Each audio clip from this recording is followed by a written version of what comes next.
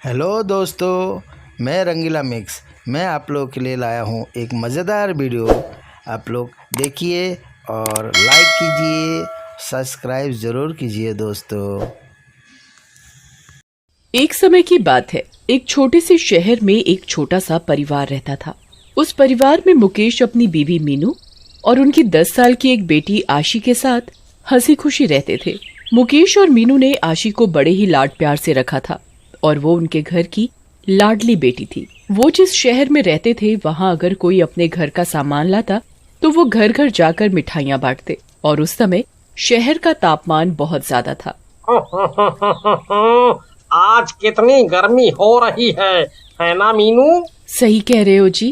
क्यों ना हम अपने घर में एक एसी ही ले आए?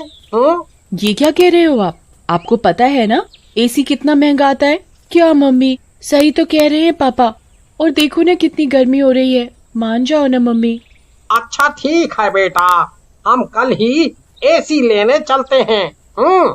आशी बेटा, तुम्हें पता है ना कि तुम्हारे पापा के पास अभी इतने पैसे नहीं है कि वो एसी ला सके। और बेटा तुम अपने पापा की हाँ में हाँ मिला रही हो। क्या मीनू, अगर अब आशी ने कहा ही है तो एसी आएगा ही आएगा। हाँ पापा, मुझे भी बहुत गर्मी लगती है, मुझे एसी चाहिए, मतलब चाहिए। अरे मीनू अब मान भी जाओ, तुम पैसों की फिक्र मत करो। हाँ माँ, मान जाओ ना। अब तो पापा ने बोल दिया पैसों की फिक्र मत करो। अच्छा ठीक है भाई, ठीक है। अगर आशी ने अब बोल ही दिया है तो एसी आएगा ही आएगा। ये हमारे घर एसी आएगा, हमारे घर एसी आएगा। अब मुझे गर्मी में नहीं सोना पड़ेगा। देखो तो मीनू, आशी कितना खुश हो गई है। सही कह रहे हो जी। फिर अगली सुबह मुकेश, मीनू और आशी एसी लेने के लिए घर से निकल जाते हैं और थोड़ी ही देर में तीनों एसी वाले की दुकान पर पहुंच जाते हैं। और दुकानदार बोलता है, आइए भाई साहब आइए, बोलिए क्या दिखाना है? AC, fridge, cooler. भाई साहब हमें एक अच्छा सा और सस्ता सा एसी दिखा दो। जी अभी दिखाता हूँ मालिक। भैया आप हमें बढ़िया कंपनी का एसी दिखाना, पर ज्यादा महंगा ना हो, सस्ता सा ही दिखाना। हाँ हाँ ठीक है, मैं आपको आपके बजट के हिसाब से ही दिखाऊंगा, आप बेफिक्र रहिए। फिर दुकानदार उन्हें एक से एक एसी दिखाता है, मगर उनके बजट का कोई भी एसी नहीं होता कि वो खरीद सकें। और दुकानदार उन्हें कहता है कि भाई साहब, मैंने तो आपको इतने एसी दिखाए मगर कोई भी एसी आपको अपने बजट का नहीं दिखा। आप एक काम कीजिए, हमारे पास सेकंड हैंड एसी भी है, आप उनमें से ले लीजिए। क्या पता उसमें कोई आपको आपके बजट का मिल जाए। वारंटी भी है उन सब की, पर थोड़े से पुराने हैं, पर चलते अच्छे हैं, चकाचक। हाँ ऐसा कर लेते हैं। एसी तो चाहिए, नया हो या पुराना, बस ठंडी ठंडी हवा आए, उसमें मजे से सोया करेंगे फिर। पर भाई साहब वो एसी सही तो है ना? कभी बीच में ही खराब हो जाए और हमारे पैसे मिट्टी में मिल जाए। हाँ हाँ भाई साहब, एसी बिल्कुल बढ़िया कंडीशन में ही मिलेगा और उसकी वारंटी भी तो दे रहे हैं हम। तो आप खुद सोचिए कौन देता है? नहीं तो आज के जमाने में वारंटी, वो भी सेकंड हैंड की। सोचो सोचो।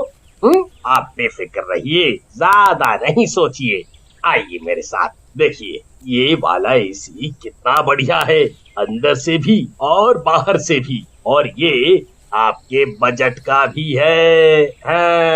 हाँ, ये एसी बढ़िया लग रहा है। वैसे कितने का है भैया ये वाला एसी? मैडम 9,000 का है।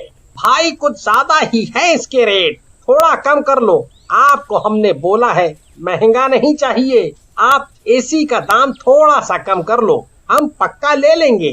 अच्छा चलिए ठीक है, मैं आपके लिए इसका रेट भाई 8,500 ही कर सकता हूँ, इससे कम नहीं हो पाएगा। चलो यही एसी ले लेते हैं। आप पैसे जमा कर दीजिए, आशी और मैं बाहर से रिक्शे वाले को लेकर आते हैं। आप बाहर खड़े हो जाइए दुकान के। ठीक है, तुम चलो, मैं आता हूँ एसी के पैसे देकर। हाँ जल्दी आना पापा। फिर मुकेश, मीनू और आशी बीच रास्ते में से लड्डू लेकर अपने घर की ओर चल देते हैं और अपने सभी पड़ोसियों को एसी आने की खुशी में लड्डू बांटते हैं। चलो, अब लड्डू तो बांट दिए। मम्मी, आपने सबको तो लड्डू बांट दिए, पर पापा और मुझे तो दिए ही नहीं। हाँ हाँ, देती हूँ बाबा। अब एसी तो चला दो, क्या अब भी हमें गर्मी में मारोगी? और तभी मीनू एसी चला देती है और वो तीनों सो जाते हैं। एसी को आए हुए कुछ ही घंटे हुए होते हैं। अचानक से एसी की कूलिंग बढ़ने लगती है और कूलिंग के मारे मीनू को बहुत तेज ठंड लगने लगती है। और तभी मीनू की आंख खुल जाती है। अरे, ये एसी कुछ ज्यादा ही कूलिंग कर रहा है। मैंने तो एसी कम पर करा था, तो इसका टेम्परेचर ज्यादा कैसे हो गया? चलो, कम कर देती हूँ। मीनू एसी का तापमान कम कर देती है और फिर दोबारा सो जाती है। एसी की कूलिंग पहले से और भी ज्यादा बढ़ने लगती है। तभी मुकेश को ठंड लगने पर उसकी आंख खुल जाती है और वो सोचता है, ये मीनू ने एसी का तापमान कुछ ज्यादा ही बढ़ा दिया है। तभी मुकेश आशी को देखता है कि आशी पूरी बर्फ से ढकी होती है और ये देखकर मुकेश घबरा जाता है और मीनू को आवाज देता है, मीनू, अरे मीनू, जल्दी उठो, देखो ये क्या हो गया आशी को। हाँ, क्या हुआ? क्यों चिल्ला रहे हो इतना?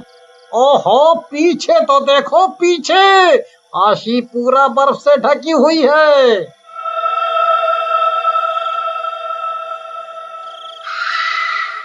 आशी, ये क्या हो गया? ये पूरी बर्फ में कैसे ढकी हुई है? हाय राम, ये क्या हो गया आशी को? ये देख मीनू और मुकेश इतना डर जाते हैं कि उन्हें कुछ सूझता ही नहीं। तो वो दोनों अपने हाथों से ही बर्फ को तोड़ने लगते हैं ताकि वो आशी को बर्फ से निकाल पाए। वो दोनों बर्फ तोड़ने की इतनी कोशिश करते हैं कि उनके हाथों से खून बहने लगता है।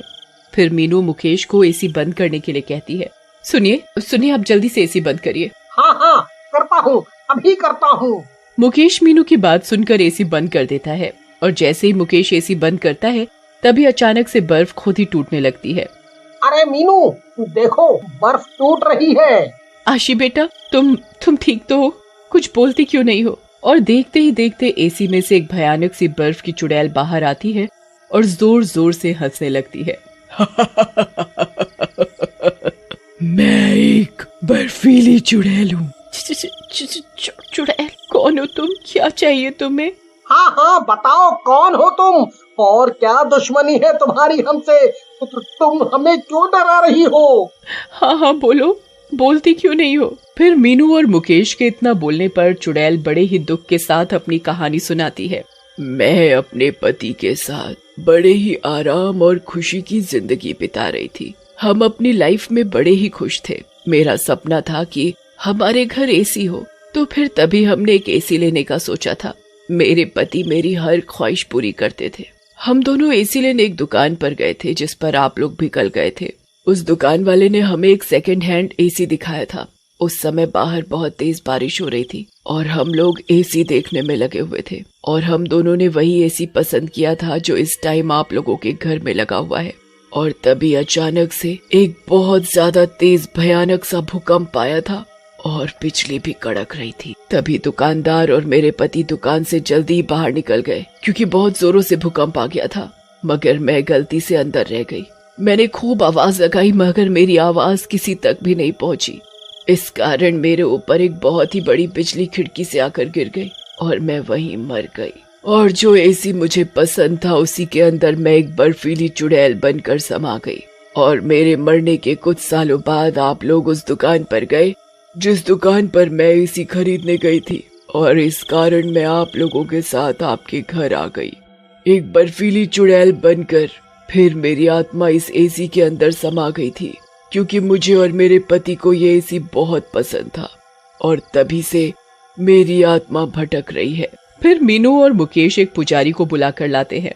पुजारी उस बर्फीली चुड़ैल को अपनी मंत्र शक्ति से मुक्ति दिला देता है। फिर मीनू और मुकेश बड़े प्यार और आराम से